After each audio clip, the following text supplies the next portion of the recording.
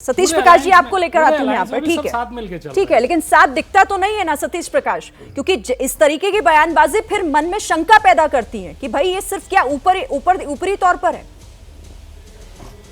नहीं, देखिए, अखिलेश जी एक पार्टी के राष्ट्रीय अध्यक्ष भी हैं और उत्तर प्रदेश के मुख्यमंत्री भी हैं, और मैं उनकी मैच्योरिटी के ऊपर सवाल नहीं उठाऊंगा।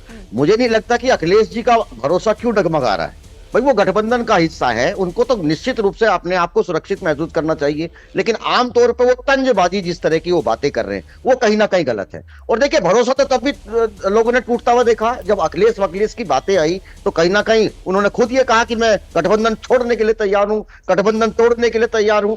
और मुझे एक बात को लेकर के, मेरा हमेशा अखिलेश जी को लेकर के एक सवाल रहेगा कि आखिर अखिलेश जी के दलितों के प्रति जो नजरिया है उसमें कुछ अंतर है। जब वो सत्ता में रहते हैं तो तमाम दलितों के नाम पर जो जिले बनाए बहुजन समाज पार्टी ने, उनके नाम बदल देते हैं। सहारनपुर मेडिकल कॉलेज का नाम मान्यवर काशीराम जी के नाम पे था, लेकिन उस नाम को भी चेंज कर देते हैं। किंग जॉर्ज मेडिकल कॉलेज जो है आपका लखनऊ वाला, उसका भी नाम चेंज कर देते हैं। इवन बाबा साहब के नाम पर जो पार्क बनाया था उसको भी तोड़ने की बातें करते हैं। इवन आरक्षण बिल उनका एक जो सांसद है वो फाड़ देता है। 1 लाख दलितों का बाकायदा डिमोशन भी वो कर देते हैं। और ऐसी स्थिति में देखिए अखिलेश जी, आपकी लड़ाई बहुजन समाज पार्टी से है या आपकी लड़ाई बीजेपी से है, पहले तो ये तय करो। आपको सीरियस होना चाहिए। आप रोज अलग अलग बातें करते हैं, ये इस तरह की तंजबाजी नहीं होनी चाहिए। गठबंधन आपका है, आप गठबंधन में क्या चाहते हैं, आप अपने आप को असुरक्षित नहीं महसूस करते हैं। बहुजन समाज पार्टी का यह मानना है। देखिए, मैं प्रदीप जी एक छोटी सी बात ऐड कर दूं कि आमतौर पर यह कहा जाता है कि 2019 का जो चुनाव हुआ उसमें गठबंधन हारा। देखिए, आप हार और जीत का अंतर देखिए। बहुजन समाज पार्टी का एक कैंडिडेट जो मेरठ का कैंडिडेट था, 48% वोट पाकर के भी हारा। इसी गठबंधन की 32 सीटें ऐसी थी जहां पर उसका कैंडिडेट हारा, लेकिन वोट शेयरिंग 38 से 40% तक वोट शेयरिंग था, उसके बावजूद भी हारा।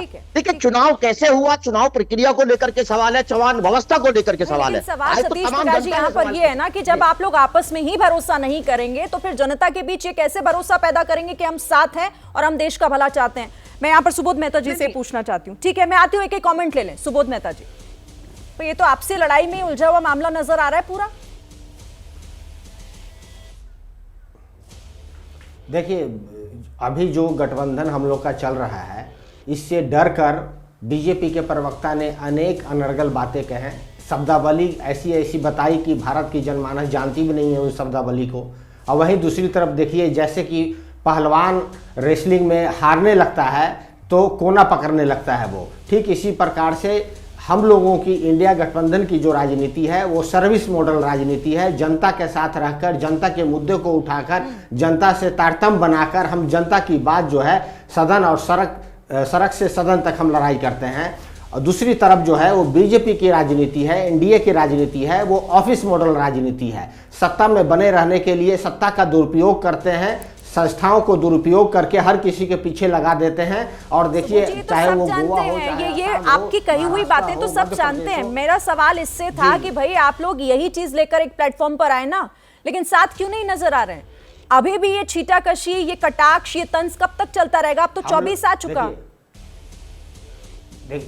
देखिए मोहतरमा, ये हम लोगों का जिस तरीके का आचरण है वो आचरण इतनी अच्छी है कि आप देखिए, बहुत कॉर्डियल एटमॉस्फेयर में हम लोगों का मीटिंग चल रहा है। हाँ, उसमें कुछ दुविधाएं अगर मीडिया को लगती है तो उसी बात को लेकर प्रोमिनेंस देते हैं वो लोग। और वहीं देखिए, दूसरी तरफ 38 पॉलिटिकल पार्टी एक साथ हैं।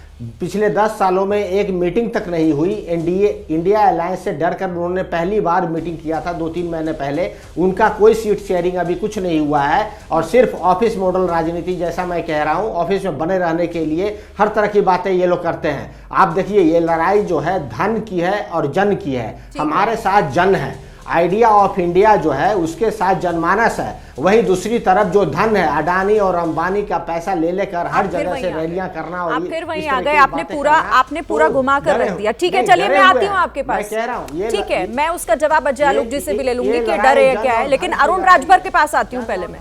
अरुण राजभर हमारे साथ जुड़े हुए हैं। अरुण जी, हालांकि अभी ये तय नहीं हुआ है, मायावती का ऐलान होना बाकी है कि गठबंधन का हिस्सा होंगी या नहीं होंगी, लेकिन अगर वो गठबंधन में शामिल हो जाती है तो आप लोगों के लिए खतरा तो नहीं हो जाएगा? देखिए, उत्तर प्रदेश में एनडीए गठबंधन का कोई खतरा नहीं है। एनडीए गठबंधन 80 की 80 सीटें जीतने के लिए पूरी ताकत के साथ काम कर रहा है। और सुहेल, भारतीय समाज पार्टी एनडीए के हिस्सा है और समाजवादी पार्टी इसी से बेचैन है कि जब 2017 में दो लड़के साथ आए थे और चुनाव बाद जब गठबंधन खत्म हुआ तो क्या बात कहा था श्री अखिलेश यादव जी ने? कहा था कि मेरा अच्छा अनुभव नहीं था, कांग्रेस पार्टी धोखेबाज निकली, वोट तो नहीं दे पाई, हमसे वोट ले लिया। यही ड्रामा जो है 2019 में भी हुआ, बसपा ने वोट दे दिया, वो उनके 5 सांसद हो गए, उनके 10 हो गए, फिर वही कहा कि हमारा अनुभव खराब था। फिर वही तो बात है कि बीजेपी को कांग्रेस का बी टीम समाजवादी पार्टी बताती है और बंगाल में कांग्रेस ममता बनर्जी को बीजेपी की बी टीम एजेंट बताती है। तो ये बात समझ में नहीं आ रही कि श्री अखिलेश यादव जी कितना गंभीर है अपनी चुनावी रणनीति को लेकर के, और क्या बोल रहे हैं उनको खुद ही समझ में नहीं आ रहा है। वो कंफ्यूज नेता हो गए हैं उत्तर प्रदेश के, और उत्तर प्रदेश की जनता इस बात को स्वीकार कर रही है कि 22 तारीख को जब भगवान राम का प्राण प्रतिष्ठा कार्यक्रम संपन्न हो जाएगा, उसके बाद देखिएगा उत्तर प्रदेश का जन यह बात कहेगा कि श्री अखिलेश यादव चाहे कोई गठबंधन बन जाएगा, उत्तर प्रदेश की जनता ऐसे धोखेबाज, पिछड़े के प्रति, जो दलितों के प्रति, आपने अखिलेश यादव को कंफ्यूज नेता कह दिया और इस पर कुछ कहना भी चाह रहे हैं प्रदीप जी, लेकिन उससे पहले ठीक है अरुण जी, आऊंगी आपके पास।